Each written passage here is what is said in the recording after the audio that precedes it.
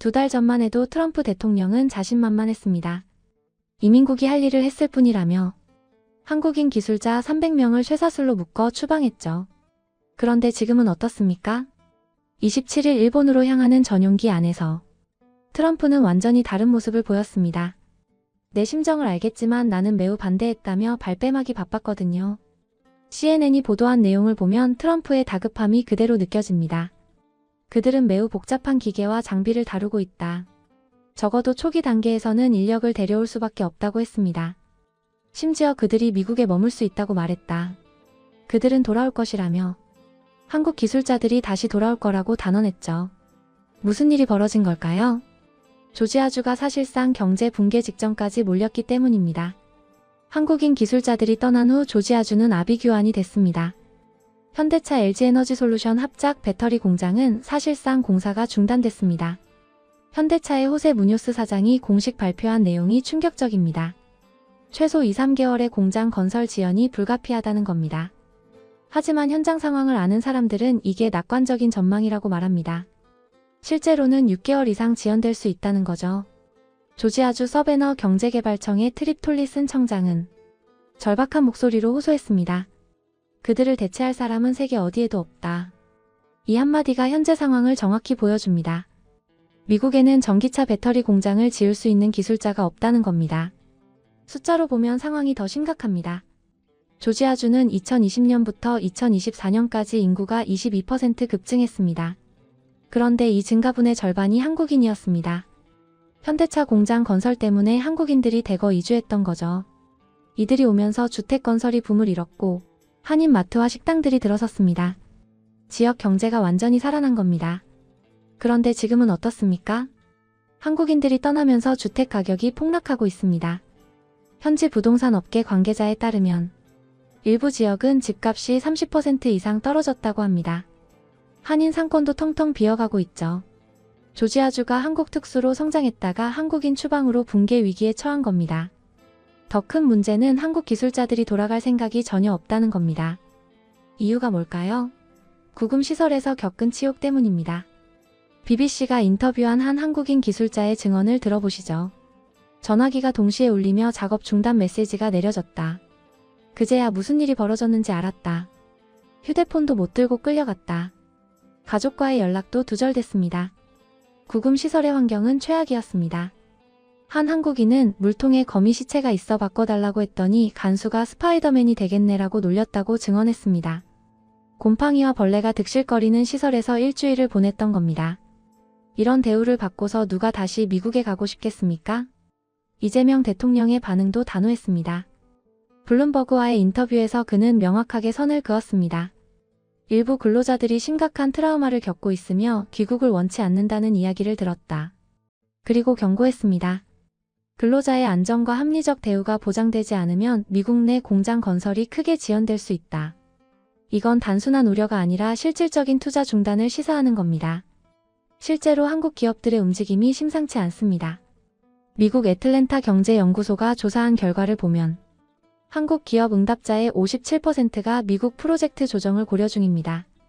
이게 무슨 의미입니까? 절반 이상이 미국 투자를 줄이거나 철회할 수 있다는 겁니다. 조지아주는 뒤늦게 사태의 심각성을 깨달았습니다.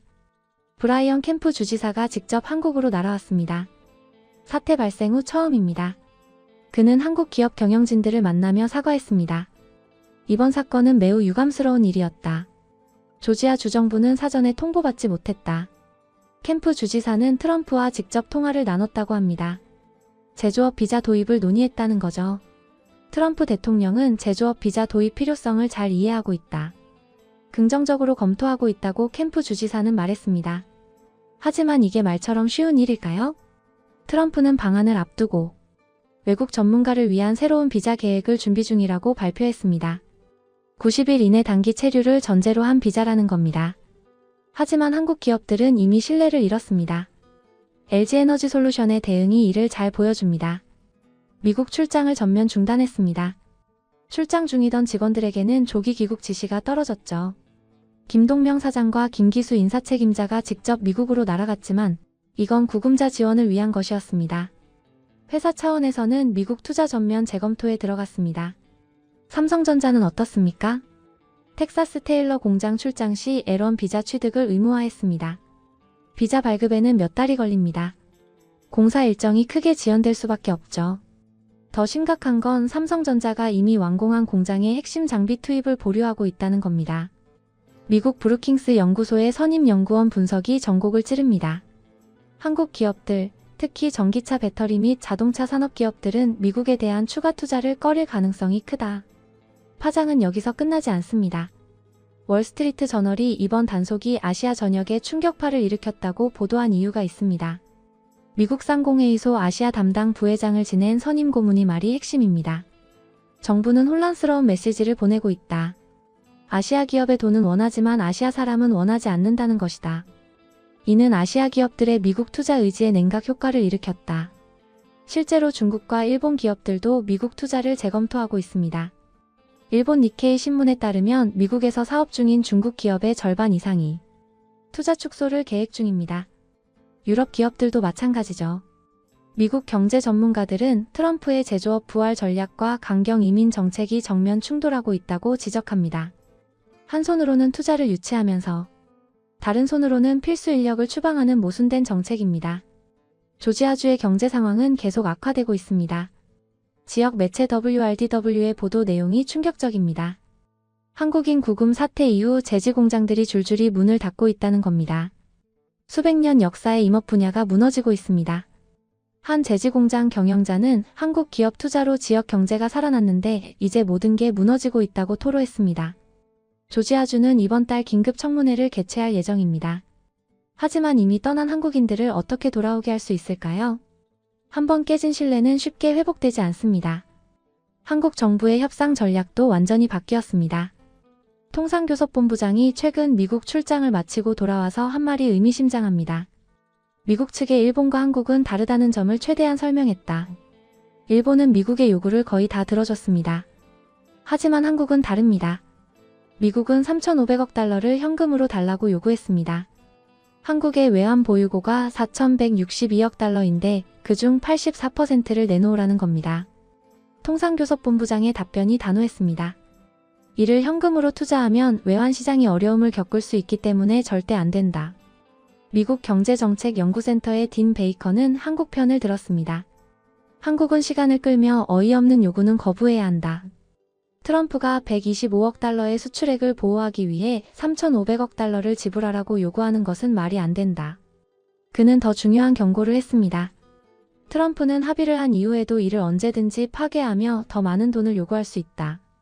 미국 언론들도 트럼프를 비판하고 있습니다. 뉴욕타임즈는 트럼프 행정부가 외국 대기업들의 투자를 장려하면서도 숙련된 인력 파견에 필요한 비자 발급을 어렵게 만들었다고 지적했습니다. 워싱턴 포스트는 한미 관세 협상 중에 발생한 이번 사건이 대미 투자 계획에 부담이 될 것이라고 전망했습니다. 현대차가 올해 초 약속한 260억 달러의 신규 투자는 어떻게 될까요? 이 중 50억 달러는 이재명 대통령의 백악관 방문 직후에 발표된 겁니다. 하지만 이제 이 모든 계획이 백지화될 위기에 처했습니다. 트럼프의 달래기는 계속되고 있습니다. 북한 김정은 국무위원장과의 대화 가능성까지 꺼냈습니다. 나는 김정은과 아주 잘 지냈다. 그가 만나고 싶어 한다면 나는 한국에 있을 것이다. 심지어 일정 연장 가능성까지 시사했죠. 한국을 최대한 달래보겠다는 겁니다. 하지만 이재명 대통령의 반응은 차갑습니다. 협상 타결 지연이 반드시 실패를 의미하지는 않는다.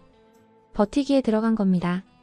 미국은 당연히 자국의 이익을 극대화하려 하겠지만 그것이 한국의 치명적인 결과를 초래할 정도가 돼서는 안 된다.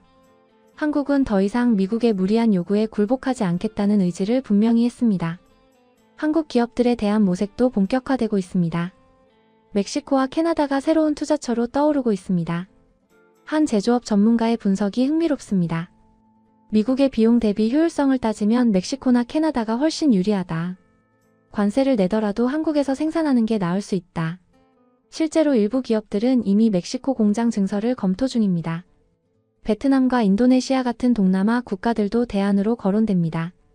한국경제연구소는 투자처 다변화가 절실하다고 강조합니다. 미국 일변도 전략의 위험성이 명확히 드러났기 때문입니다.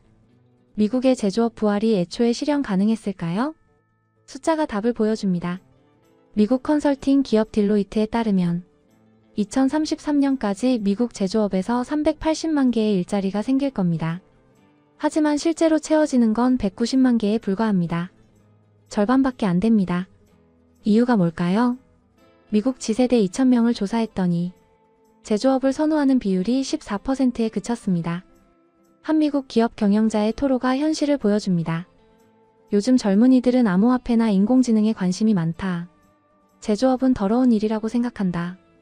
트럼프가 외국 기술자를 쫓아내고 미국인에게 일자리를 주겠다던 계획은 처음부터 불가능했던 겁니다. 한국에게 이번 사태는 값진 교훈입니다. 미국만 바라보는 전략이 얼마나 위험한지 뼈저리게 느꼈습니다. 이제 한국은 달라져야 합니다. 투자처를 다변화하고 기술 우위를 바탕으로 더 유리한 조건을 만들어야 합니다. 미국이 한국을 필요로 한다는 사실이 명확해졌으니까요. 조지아주의 몰락은 이를 증명합니다. 한국 기술자 없이는 첨단 공장을 지을 수 없다는 게 입증됐습니다. 트럼프가 아무리 애원해도 한국 기술자들은 쉽게 돌아가지 않을 겁니다. 신뢰는 한번 깨지면 회복하기 어렵습니다. 미국은 자신들이 저질렀던 실수의 대가를 지금 톡톡히 치르고 있습니다.